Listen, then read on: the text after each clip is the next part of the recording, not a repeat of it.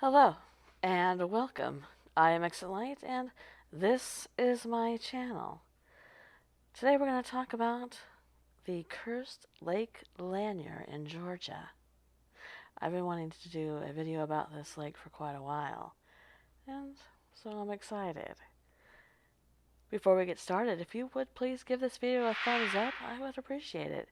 It helps my videos to be seen and to grow my channel. If you are not subscribed and you would like to be, please go ahead and do so. It's cheap and it's easy. Alright, let's get started, shall we? Lake Lanier has a sinister reputation because of the disturbing number of unfortunate events that have occurred there. It has even been called the Cursed Lake of Georgia. Since the construction of the lake in 1956, there have been literally hundreds of deaths associated with this lake, from boating accidents, drownings, and even drivers of cars driving right into the water. There are several stories of boats hitting something in the water only for it to turn out that there was nothing there. Boats capsizing for reasons unknown, and rogue waves that seem to come from nowhere without even a warning. Many of the drowning cases have been very close to shore with strong swimmers and in calm conditions. Some swimmers who have almost drowned but survived have told a feeling that they were being pulled underwater or held by unseen hands. Some of having the air suddenly seem to leave their lungs, causing unexpected rapid exhaustion. What is going on at Lake Lanier? Is it just millions of visitors, some of whom succumb to the weather or too much alcohol, or is something more strange and sinister going on here in the northern part of Georgia? Lake Lanier, which was officially known as Lake Sidney Lanier, is 59 square miles. It's a reservoir in Georgia's Blue Ridge Mountains with 692 miles of shoreline. It is 26 miles long and 258 feet at its deepest point.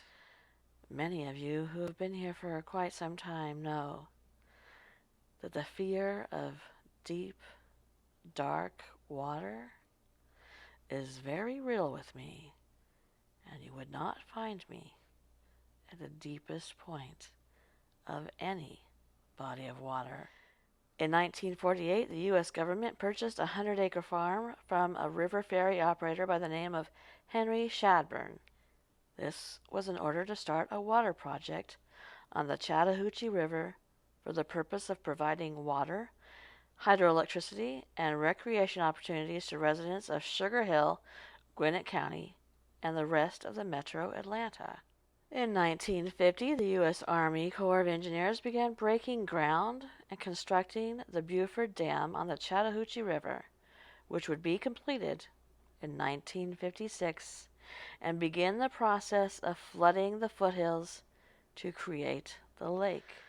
The lake is named after a Confederate Army poet whose name was Sidney Lanier, and it was built by the U.S. Army Corps of Engineers for flood control and water supplies.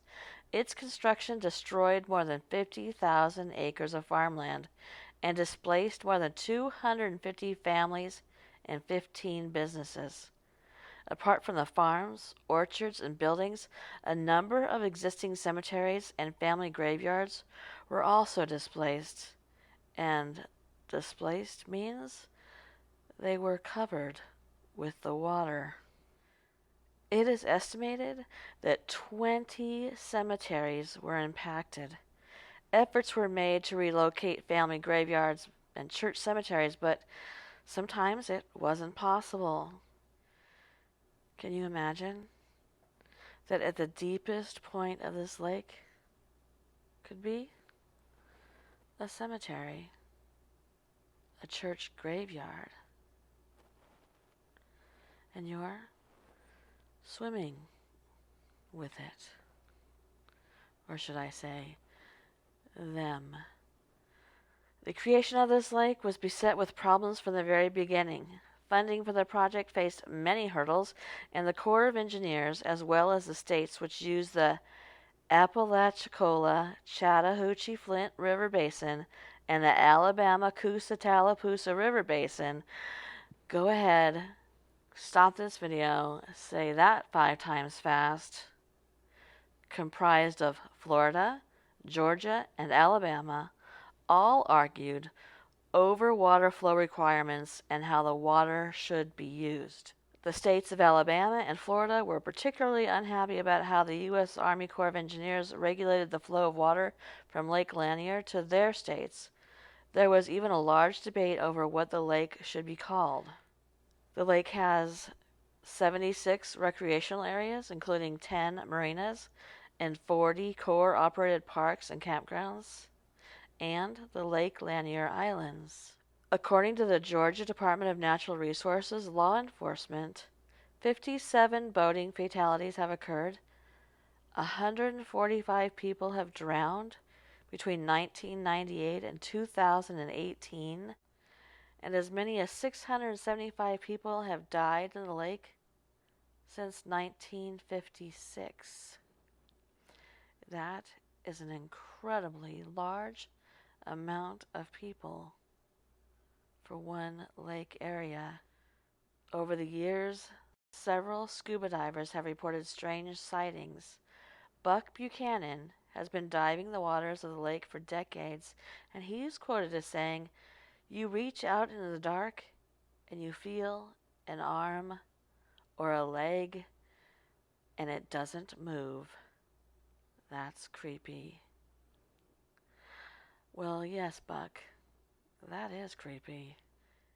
David Coughlin, who is a Lake Lanier historian, said that he believes most of the folklore surrounding the lake being haunted is linked to digging up the dead. On Lake Lanier, there's probably thousands of them, and for a lot of the graves, they were so old. A lot of them didn't have names on them and were unknown and still had yet to be moved. Now, don't get me wrong, they did move plenty, but even then, with thousands and thousands of dead bodies, it's bound to be a little upsetting and disrespectful to the dead. Nicholas Baguette of the Army Corps of Engineers said that there have literally been hundreds and hundreds of suicides and drownings and boat accidents on the lake. He says some of the bodies are still unfound to this day. He also says that without a body, there's no closure. There have been some victims of drownings that have just never, ever been recovered. Many, many people believe that these restless spirits are still moving beneath the surface. Buchanan said they spook because they are unclaimed. Nobody has been able to lay them to rest. They are on the bottom of Lanier. Hopefully, you find them before they find you. Will you ever see me swim in this lake? Never. Never. If you ever see me swimming in this lake, I've been kidnapped. Call the police. A couple of famous cases from this lake: Delilah Parker Young and Susie Roberts. In April of 1958, Delilah Parker Young and her friend Susie Roberts headed off to the Three Gables in Dawsonville in Susie's 1954 Ford for a night out. A subsequent investigation into their disappearance discovered that they had visited a gas station that night and then they left without paying. The only clue left at the scene was a set of skid marks across the road, which seemed to suggest that the car had skidded off Lanier Bridge on Dawsonville Highway and into the lake below. Their car was never found. Divers who were brought in to search for the car were unable to locate it because of the lake's poor visibility. For 18 months, police were unable to find any further clues, but then a fisherman who was named C.A. Simpson found a decomposed body of what was thought to be that of Delia Parker Young. The corpse was missing 2 toes from its left foot, and both hands were gone. The body could not be completely and positively identified at the time. It was never determined why the body was missing its hands and toes, or what the cause of death had actually been. With no way of knowing if the corpse was that of Delia, it was eventually buried in an unmarked grave in a nearby cemetery. The body of Susie Roberts and the car remained missing despite repeated searches.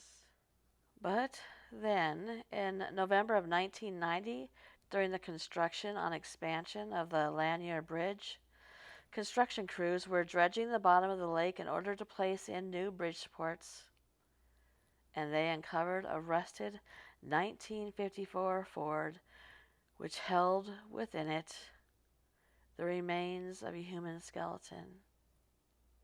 The car had been hidden within tree trunks and mud in 90 feet of cold, dark water on a steep slope.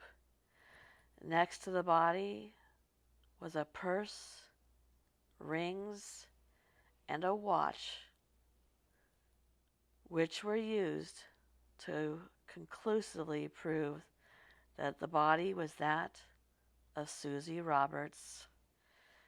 It was then concluded that the other body had indeed been Delia Parker Young, and the headstone at the cemetery was altered.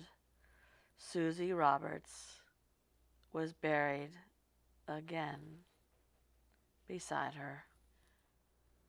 It is said that a ghostly young woman dressed in a blue dress known as the Lady of the Lake, missing her hands, can sometimes be seen walking up and down the length of Lanier Bridge, and it is said to be the ghost of Delia Parker Young, since she had been dressed in a blue dress on the night of her death, and her body had been found without its hands.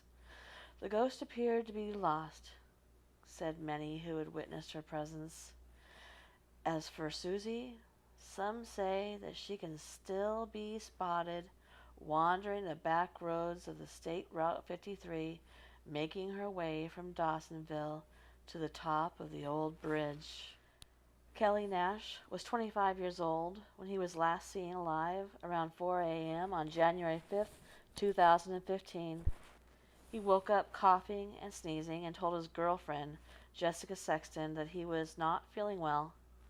Kelly and Jessica had been together for 3 years, and that evening Kelly had been playing video games before going to bed. Kelly was about to graduate with a degree in accounting from Georgia Gwinnett College. He was also employed at his father Alan's construction company. When Jessica woke up at 7:30 a.m., Kelly was gone. He had left the house without his wallet, his ID card, or the keys to his truck. The only thing missing from Kelly's home was a 9mm handgun with a single clip. There was an exhaustive search by the authorities and friends and family, and they came up with no sign of Kelly. Then on February 8, 2015, a man fishing at Lake Lanier discovered Kelly Nash's badly decomposed body. He was still wearing the same pajama pants and a dark shirt he had when he stopped by a convenience store to pick up some items just hours before he went missing.